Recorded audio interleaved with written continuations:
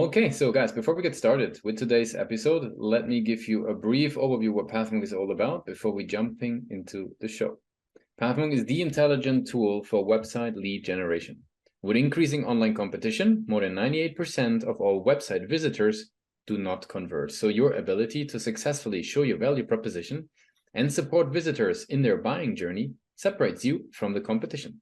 So PathMonk qualifies and converts leads on your website by figuring out where they are in the buying journey and influencing them in key decision moments with relevant micro experiences like case studies, introductional videos, and much more, so that you can stay relevant to your visitors and simply increase conversions on your website by 50%.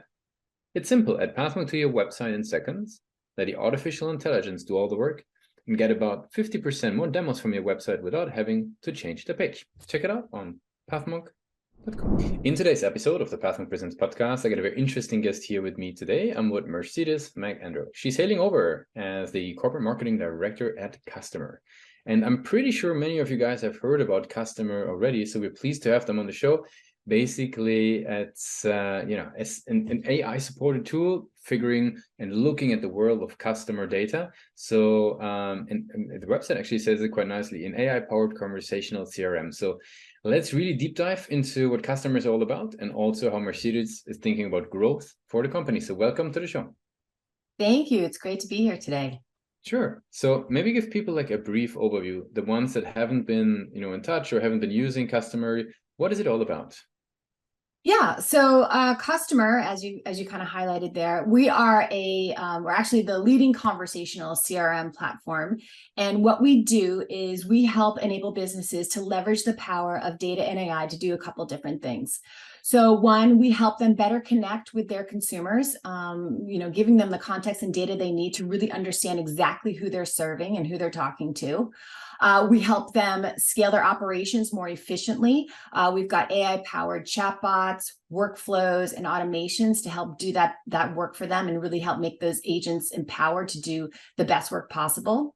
And then we are also helpful in anticipating customers' needs, again, using that data to get ahead of a problem before a customer even knows that they have a problem. And what that does is ultimately strengthen that trust and grows customer loyalty. But I would say what really kind of makes Kustomer unique is our robust and native CRM platform. This is where we're able to sort of weave in things like AI capabilities that harness that contextual data and really drive those next level experiences. And what we can do is we store billions of data points right within the platform. And from there, we're able to immediately respond with the right information, even when given very limited context. So essentially building our platform in this way allows us to be way more nimble, way more flexible, and more so than what you might expect from, say, legacy ticket providers. Gotcha. That makes a whole lot of sense. Now, who would you be working with the most? Like, what would be the types of business? Is there like a certain scale they need to have for this to, really flourish? Maybe tell us a little bit about that. Yeah. So, leaning into sort of our ICP here, we generally serve predominantly B2C customers. We kind of target that SMB commercial segment. And, industries can span from, e-com to retail to high tech, fins, and travel and hospitality. That's probably the crux there of our audience and who we go after. That makes sense. Now, what would you say? How do these folks learn and hear about Kustomer? Like, how would you describe their journey that they go through, maybe sort of the channels that they travel through?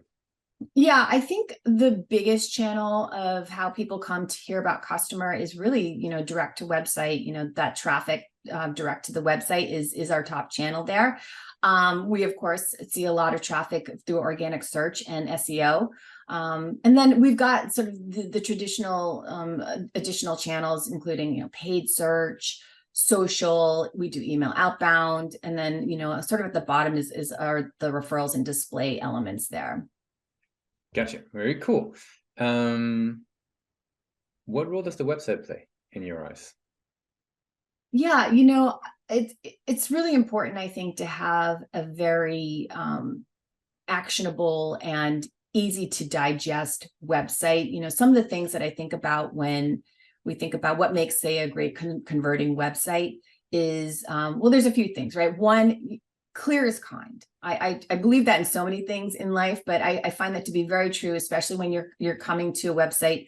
You need to be clear from your messaging to your design to your value prop to your CTAs. Make it simple, right? Because the simpler and clearer that you can make it for any person to come to your website to quickly understand what it is that you do and what it is that you need them to do, is going to be better. It's just going to be a better experience. This is what's going to get anybody who's visiting the site to stick around longer, to double click on something, to understand it a little bit better. And ultimately, they're going to share that experience with others. It makes sense. Now, is there, when talking about the website, from your perspective, right, having been sort of, joining the customer team, what, a half a year ago, something like that, right? Is there something that you found that sort of is a particular strength of the website versus where you would see maybe some room for further development and evolvement? Yeah, I think honestly, I think there's always areas of improvement when it comes to our website, and we're working on those actually as we speak.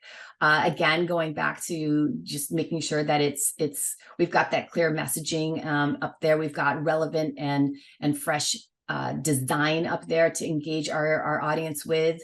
We always keep an eye on performance. That's obviously very important, because we don't want anybody to experience, lag time when the site is loading. So there's less bounce rates there.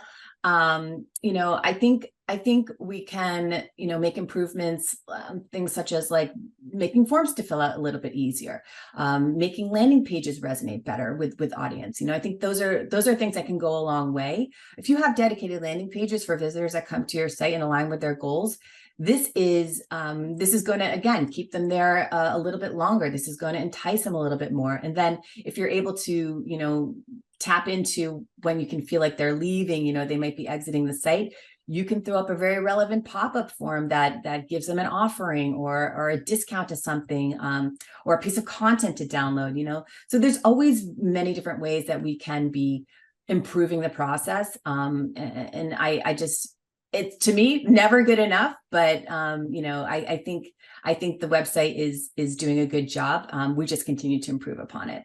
Gotcha. Very cool. Now, I'd like to switch gears a little bit and talk with you about sort of, your journey as a marketer. The first thing I'm curious about is there is so much content out there these days, right? There's so many blogs and resources you could read. Like, where do you personally find high quality information for your daily work? Oh my gosh. Okay. You're so right. There is so much information to be consuming out there. It becomes a lot of noise sometimes too.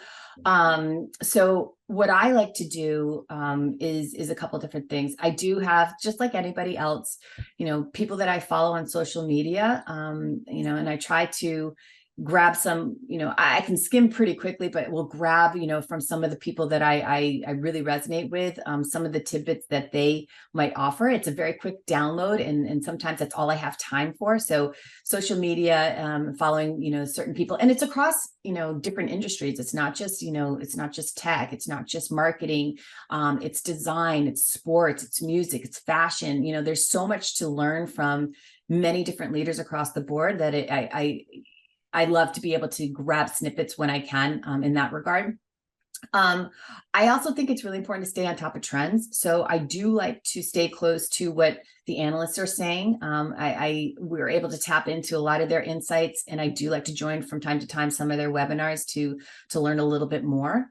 And then again, not new, but podcasts, of course, are incredible. I use these in the same way that I do the social media pieces, but I love to do these like when I'm on a walk or going on a jog or something like that. I throw a podcast on, especially if it's something that I haven't listened to in a while. But again, across the board with tech, with marketing, with branding, fashion, or just fun. There's a lot you can learn from the Smart List podcast if you're not tapped into that one. So highly recommend. Very cool. I'd like to throw some rapid fire questions at you to get to know you and your journey as a marketer a little bit better. Are you ready for those? Yeah, let's go. Okay, what would have been the last book that you read? Okay. So I like to kind of have two going at a time if I can, because I like to do like a fiction and a nonfiction, or like a biography and a fiction. So I read The Paper Palace by Miranda Heller, I believe is her name. And that was really good for fiction. And then I read The Ride of a Lifetime. I feel like that's probably read by everybody, but it's so great. Bob Iger's book on leadership, some really great gems in there. And he puts it out there very clearly, and goes through the process. So those are the last two that I've read. Gotcha. What would be the one single thing that your marketing team is focusing on the most at the moment? Yeah. So, well, we're doing, gosh, not just one thing, I suppose, because we're reinventing ourselves once again, which is very exciting. But we're looking to our company as a whole is really making investments in a lot of product features. Like we're making strong investments in our platform enhancements, or making strong investments in our AI capabilities from both an agent perspective and a customer perspective. So marketing is helping to support all of that. And what that means is, and sort of where my day-to-day kind of comes in is really reestablishing what that core narrative, messaging, and positioning is for the company. Collaborating with our creative leads to make those updates that we talked about on the website to make it more impactful, more engaging. I also am partnering a lot with our PR folks to make sure that customer, is coming through on all the different earned and owned channels, and, positioning ourselves as thought leaders in the space. And then, we've got, a lot of different event experiences that we're crafting. So I'm helping to lead strategy there.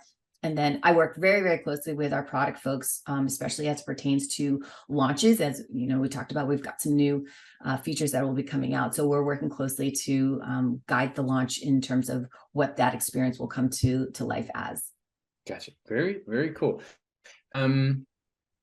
What would be, if you would have a magic wand as a marketer, what would be the one single thing that you would fix for your role as a marketer today, in today's day and age? Okay, so I feel like the biggest thing that I could use help with, and this is again not new, but any and all writing tasks. And I'm talking emails, blogs, press releases, newsletters, Slack posts, all of it, because we spend so much time crafting the right note to the right audience, with the right message and all this, and that's good. We need to do that. But if we can just automate all of that, that would be fantastic. And I do know that there are tools out there helping, and we use them. But that would be my one request there. Very cool. Now, for the last question, I'd like to do a little bit of time travel, right? Because you've been in very exciting roles, right, with exciting companies, Salesforce, Meta, and the likes. Now, what I would be curious about is, what would be one advice that you would give yourself, and you even come from a very creative background as well, right? What would be one advice that you would give yourself if you would restart your journey as a marketer today?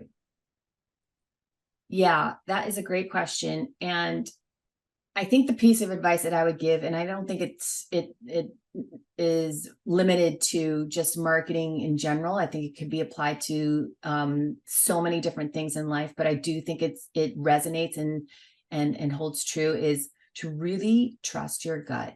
When you're young and you're starting out, you have more leeway to take more risks and to step out of your comfort zone. People will help and support you. I have been so lucky along my career path to have so many incredible people help and support me along different parts of my journey. And I always think about that.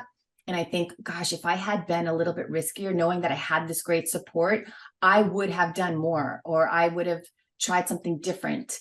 Because at the end of the day, it's never a bad decision. You might fail, but you'll learn, and you'll fail fast, and people will applaud you for your effort. Or you might actually succeed, and people will be like, that was incredible. Way to kind of do that and show everybody what the possibility there was. That's just something I continue to go back to even today, just like, trust your gut, take that chance, put yourself out there, and the rewards will be greater than anything else. Very, very nice. Mercedes, I really appreciate that you took the time with us today to give us an insight into Kustomer, into your world, also as a marketer. I want to give you the very last word. If somebody would be forgetting all that we discussed about Kustomer today, what's the one single thing that they should remember about the tool? Yeah, it's actually something that we talked about at the beginning, and I would restate it again because I think it's really important. The one thing that I think you should know about Kustomer is that we are a true and native CRM from day one. This is how the platform is built. And why is this important? Why should people care? Well, first and foremost, when you build something right properly, it instills trust in your product. And that means a lot to people. But because people don't have time or money, to waste on clunky integrations or band-aid fixes. They want a platform or a solution that is right from the get-go, and that a place that they are able to action on. Like we have all of the billion of data points. We can fuel that in a way that is easily viewable in our unified timeline. We can give you, those AI capabilities infused into the platform, so you know how to action on them. And then we elevate your experiences with proactive outreach. So, at the core of it all is that true and native CRM platform that we've got. So that's what I would have people take away and check us out for. Very, very cool. Thanks a lot for being a guest on Pathmark Presents. Yeah, thank you. Enjoy.